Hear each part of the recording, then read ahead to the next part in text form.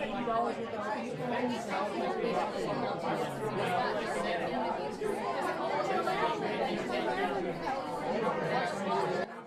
assalamu alaikum. How's it going, man? Alhamdulillah. Alhamdulillah. How's work? Alhamdulillah, work is good. Good. How about Family? you? How are the programming? Family? Family is good. How's your dad doing, man? Say my well, salam to him, please. Inshallah. Inshallah. He's coming on Saturday.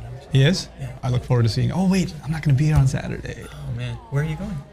I'm going to Houston. Inshallah. Oh, how's a program? I'm guessing. Yeah, lots of programs are up nowadays. So, alhamdulillah. What do you got going on?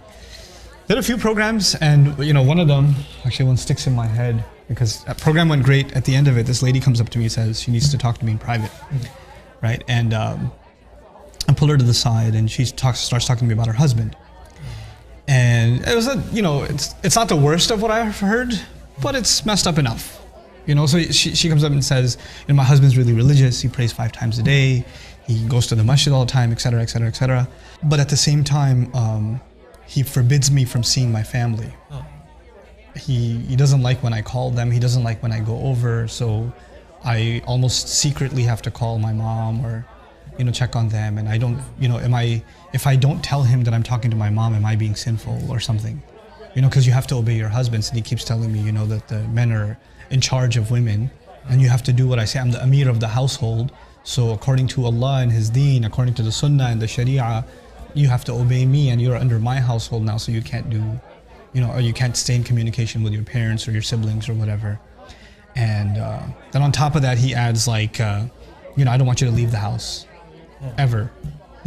Just stay home. And until I take you out, don't go anywhere, kind of thing. So she's like, am I sinful for, she got in trouble for going in the backyard one time or something. So she's frustrated, and her husband was there, but he was in a bathroom break or something, so she figured she'd slip in the question.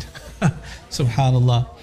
I realized that, a lot of times people do things in the name of Islam, and they quote Quran, Sunnah, Sharia, but dude, it's like the exact opposite. So, the relationship between a husband and a wife is one of a partnership. Yeah.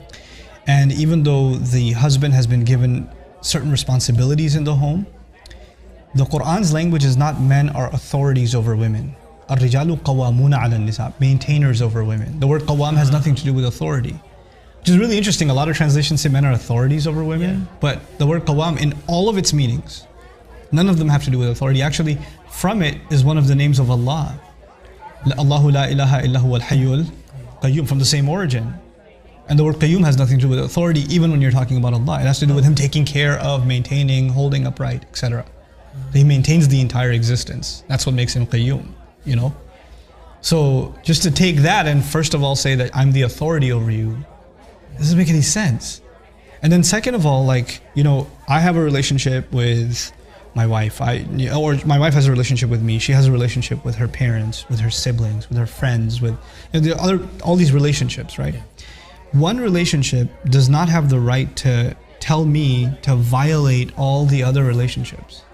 So it doesn't supersede the others. Right? They don't. Everybody has their space. You're not a slave. No human being is the slave of another slave or another human being. We're all slaves of Allah, right? So I owe certain things to my mom, for example, but she cannot tell me to do something against my wife or the other way around.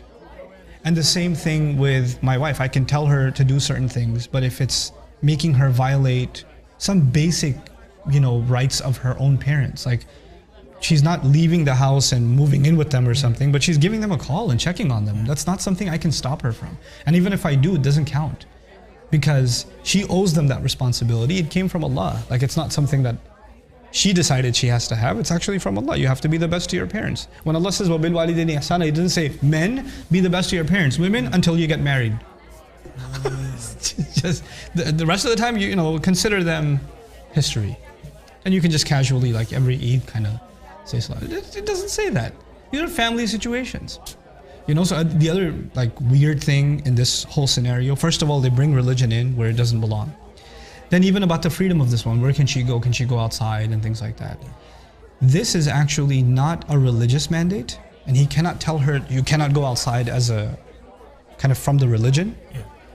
But if he's insecure and he's overprotective and he's going crazy that she shouldn't go outside, etc., etc., this is his psychological issue, not the religion's. So I'm not saying that she should be able to disobey her husband because she's obligated. She's actually going, even if she's not obligated, it's a choice to go. And she still has the right. In other words, you can't stop people from fulfilling obligations, and you also can't stop people from their own rights. I have the right to fresh air. Somebody could use this for an extreme, right? They could say, okay, well, you know what? I watched, a lecture and I heard about this, or I heard this story about Umar radiallahu anhu, and then you know what? I'm going to go on a road trip.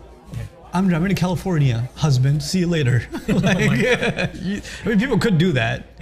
But that's their problem. Then that's another psychological disorder. Like, I'm just going to be rebellious because I can be, etc. I mean, family is not about rules that are imposed. Like if I have to quote a hadith at you every time I want you to do something, or you have to quote an ayah at me, then we've got much deeper issues than, than Quran and Sunnah. We don't have a normal marriage. Like, marriage is about, discussion and compromise, making sure the other person's happy, right? And when you have to blackmail someone to do something using their religion, that's like ultimate, like, evil.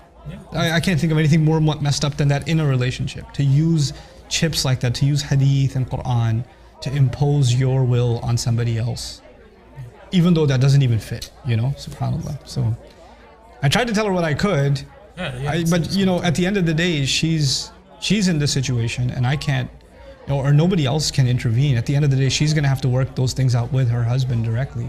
Maybe it can help. Yeah, and maybe it did help, but at the very least, I think in a lot of relationships, there needs to be open conversation. And when people are misusing religion, they should be called out for it. So it makes me sad to see this, but inshallah, things are getting better. At least people have the courage now to at least come up to me. I commend your courage. It's not easy to come and talk about a problem you're having at home, So I pray that inshallah, so many people get helped because she's had the courage to come and ask the question. I'll see you next time, inshallah.